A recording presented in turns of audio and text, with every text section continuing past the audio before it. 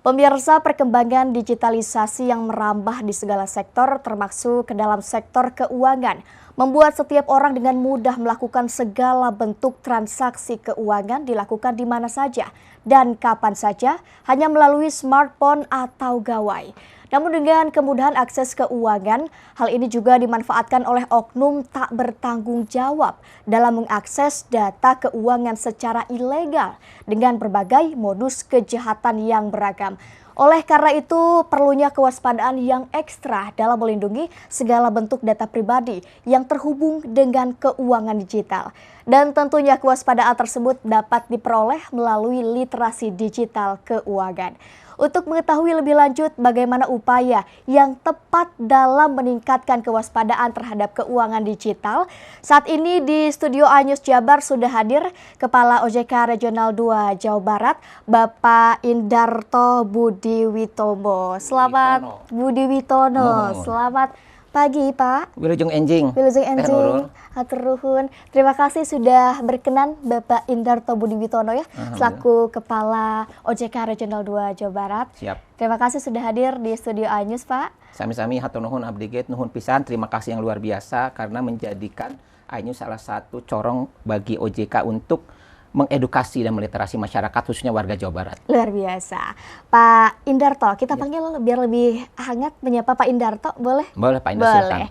Ya, pemirsa, Pak Indarto juga ini kan mungkin sebelum kita membahas lebih jauh tentang tema kita hari ini terkait waspada kejahatan keuangan digital dan lain sebagainya, mungkin ada beberapa dari kita, dari pemirsa juga di rumah yang belum mengetahui Pak secara mendalam begitu terkait bahwa OJK itu apa dan apa tugas dari OJK sendiri. Pak Indarto mungkin bisa dijelaskan, silakan. Terima kasih Terurul, hatur nuhun. Jadi kalau kita bicara OJK, OJK itu adalah Otoritas Jasa Keuangan. Jadi Otoritas Jasa Keuangan itu mulai berdiri di tahun 2011. Jadi sebelumnya itu tugas-tugas yang ada sebelumnya ada di Bank Indonesia, di Kemenq, ada juga di Bapepam, sekarang digabung di OJK, di Otoritas Jasa Keuangan. Tugasnya apa itu?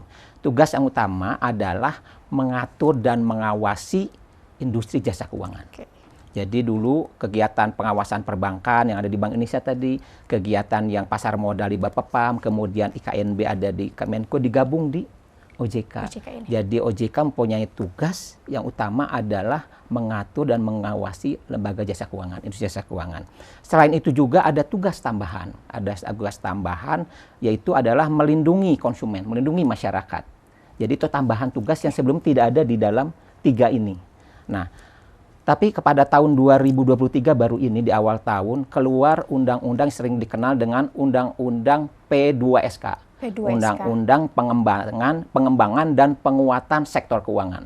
Jadi itu Undang-Undang Nomor 4 tahun 2023 yang memberikan kewenangan yang lebih luas kepada Otoritas Jasa Keuangan dalam tugasnya. Jadi tidak hanya tadi mengawasi bank, tadinya kan perbankan, kemudian pasar modal, kemudian industri keuangan non-bank. Tapi keuangan pun terbatas. Ada dana pensiun, tadinya lembaga pembiayaan, asuransi, dan lembaga jasa keuangan lainnya. Tapi sekarang ada ditambah lagi. Mungkin ada istilahnya jadi tidak hanya ada bursa karbon. Jadi kita ada mengawasi juga bursa karbon, kita mengawasi juga transaksi derivatif, kita mengawasi juga bahkan kita mengawasi koperasi nanti masih dalam proses.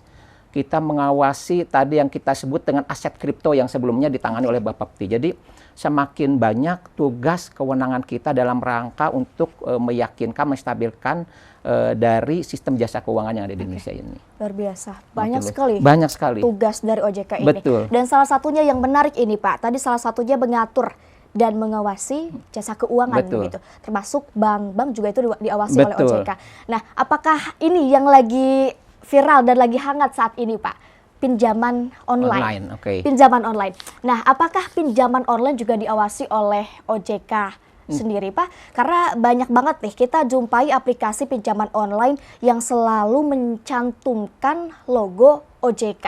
Betul. Nah, itu apakah semua aplikasi pinjaman online diawasi OJK atau hanya mencantumkan logonya saja? Itu bagaimana Pak Indarto? Prinsipnya kita itu ada namanya fintech, financial technology. Jadi kita ada yang peer to peer. Jadi kita sebut dengan pinjaman online. Juga ada fintech yang e-wallet yang diawasi oleh Bank Indonesia. Oke. Kita sekarang fokus kepada pinjaman online yang sedang rame. Betul. Apakah diawasi? Sangat sekali. Iya, yang legal. Oke. Oke, jadi kita itu memiliki sekitar 101 pinjaman online yang legal. Yang legal. Jadi itu diawasi. Di samping itu juga 101 ini mereka membuat asosiasi yang namanya AFPI, Asosiasi Fintech Pendanaan Bersama Indonesia. Jadi mereka bergabung satu-satu itu karena di situ juga ada mereka mengatur bagaimana mereka menetapkan besaran tingkat suku bunga. Karena kan itu yang menjadi heboh tuh tingkat suku bunganya besar apa enggak sih gitu kan.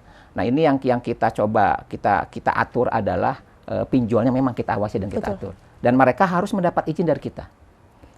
Nah, mengenai yang sudah ramai pinjol ilegal, sebetulnya itu tidak diatur oleh kita dan tidak diawasi oleh kita. Tetapi kita mempunyai yang namanya Satgas Pasti. Satgas Pasti. Satuan Tugas Pemberantasan Aktivitas Keuangan Ilegal. Kita itu bekerja sama dengan patrol yang cyber patrol Kementerian Komunikasi dan Informatika. Kita bersama-sama dalam karena yang ini bicaranya digital kan. Jadi kita bekerja sama dengan lembaga terkait dalam rangka untuk tadi memblokir dalam tanda kutip menutup pinjol-pinjol yang ilegal. Udah banyak loh. Udah banyak yang ilegal. Jadi kita bicara bukan hanya pinjol, kita bicara investasi ilegal. Karena kalau sepanjang dari tahun 2017 sampai bulan awal September 2023 itu hampir sekitar 7.200 yang ditutup investasi ilegal. Itu terdiri dari sekitar 1.190-an itu yang investasi ilegal. Kemudian juga kita ada sekitar 5.753 itu yang pinjol ilegal.